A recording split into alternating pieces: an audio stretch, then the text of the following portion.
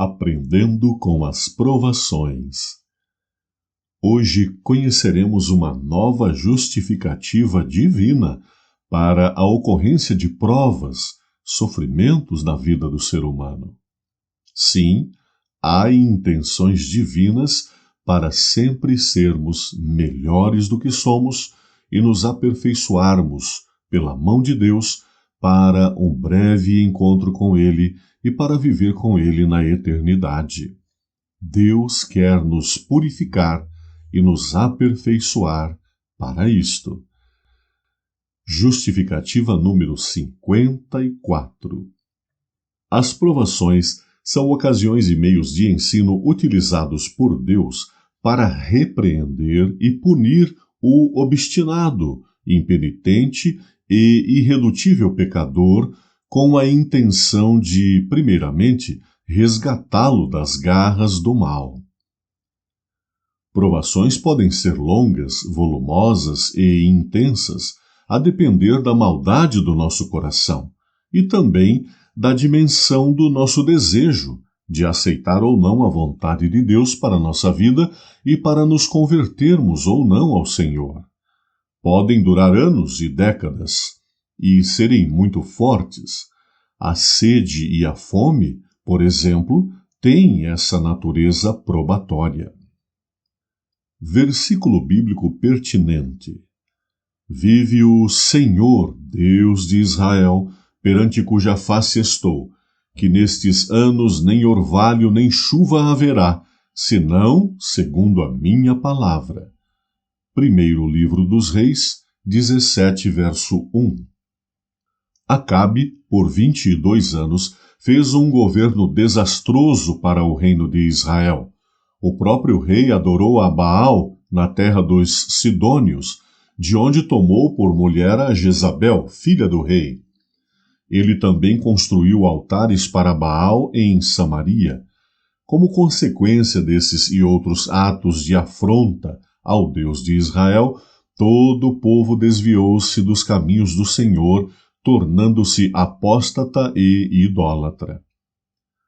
Como já temos enfatizado muitas vezes, o Senhor ama ao pecador, apesar de abominar o pecado, e Ele fará tudo o que lhe for possível para resgatá-lo, sendo que um dos métodos mais eficazes utilizados pelo céu são as provações. Elas funcionam como uma espécie de alerta, de um chamado, de um aviso da parte de Deus para que a pessoa desperte para a realidade, a qual não está enxergando. Diz o Senhor: repreendo e castigo a tantos quantos amo. Sê, pois, zeloso e arrepende-te. Apocalipse 3:9. A mensagem de Elias para Acabe e Jezabel era muito clara. Não haverá nem chuva e nem orvalho por 3 anos. Um desafio aberto a Baal, obviamente uma invenção do próprio inimigo de Deus, e aos seus adoradores. Essa deidade cananeia era tida como o deus das chuvas e das farturas no meio agropecuário, bem como da fertilidade e fecundidade nas famílias. Nesse caso, a deusa Azerá, ou Astarote, compunha com Baal essa competência mais específica. Com isto, o Senhor, através de Elias, estava apresentando uma lição fortíssima e impactante ao seu povo e ao seu péssimo governante. Ou seja, esse Deus que vocês adoram e reverenciam não vos salvará da estiagem gravíssima que virá sobre a vossa terra.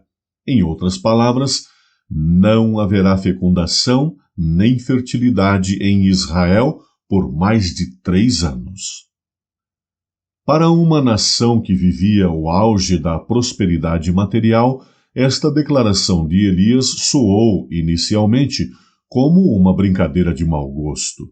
Mas, quando o tempo avançou e as chuvas não vieram no tempo certo e nem o orvalho refrescou a terra nas noites que se seguiram, as palavras de Elias começaram a retinir no ouvido de todos e a invocação de Baal e Azerá se intensificou como nunca. Notemos que mesmo depois de tanto tempo sem chuvas e orvalho, e com a ameaça de extermínio do povo, nem governantes e nem governados se dispuseram a arrependerem-se e voltar aos caminhos do Senhor, os caminhos da verdade e da justiça. Ninguém houve que se levantasse para buscar a face do Senhor em arrependimento naqueles dias. Pense nisto. Passou o 2º ano de fome, e os céus inclementes ainda não deram sequer sinal de chuva. A sequidão e a fome continuavam sua devastação através do reino. Pais e mães, impotentes para aliviar os sofrimentos de seus filhos, eram forçados a vê-los morrer. Ainda assim, o apóstata Israel recusou humilhar o coração perante Deus e continuou a murmurar contra o homem por cuja palavra esses terríveis juízos haviam sido trazidos sobre eles. Pareciam incapazes de discernir em seus sofrimentos e angústias um chamado ao arrependimento, uma interposição divina para salvá-los de dar o passo fatal para além dos limites do perdão do céu. A apostasia de Israel era um mal mais tremendo que todos os horrores multiplicados da fome.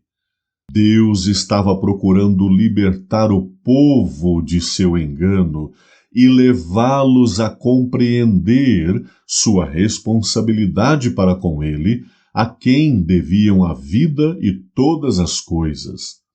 Deus estava procurando ajudá-los a recobrar sua fé perdida, e era necessário trazer sobre eles essa grande aflição.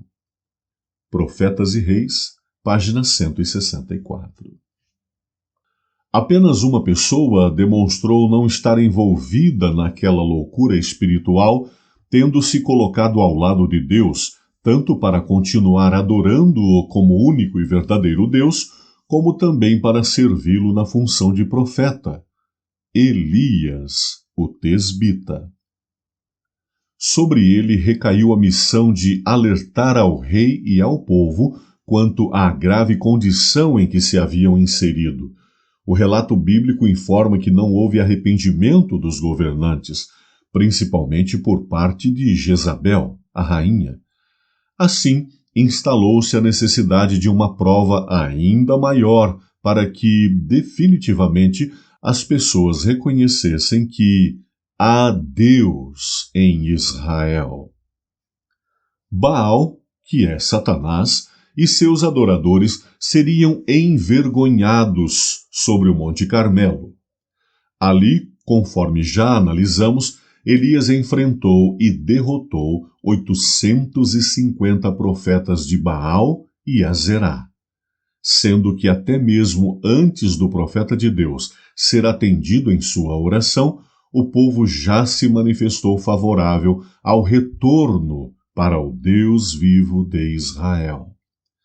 A prova de 3 anos e meio não foi suficiente para fazê-los tomar essa decisão, e a prova do Monte Carmelo não foi suficiente para converter os obstinados Acabe e Jezabel, e quem sabe muitos outros dirigentes do povo. São muitas as tentativas do Senhor em converter as pessoas com a finalidade de viverem uma vida mais útil e feliz e uma preparação mais efetiva para receber a vida eterna e viver na presença dele. Mas nem todos aceitam essas correções e acabam se perdendo para sempre. Acabe e Jezabel tiveram da parte do Senhor tempo de oportunidades e mensagens claras através do seu profeta. Ele perdeu a vida em uma batalha e ela, depois de morrer por uma grave queda, foi devorada por cães. Uma pérola de esperança para você. Eis que Deus é excelso em seu poder. Quem ensina como ele? Jó 36, 22. Por favor, inscreva-se nesse canal, deixe aí o seu like e compartilhe esta mensagem de alerta para todas as pessoas com as quais você tem contato nas redes sociais.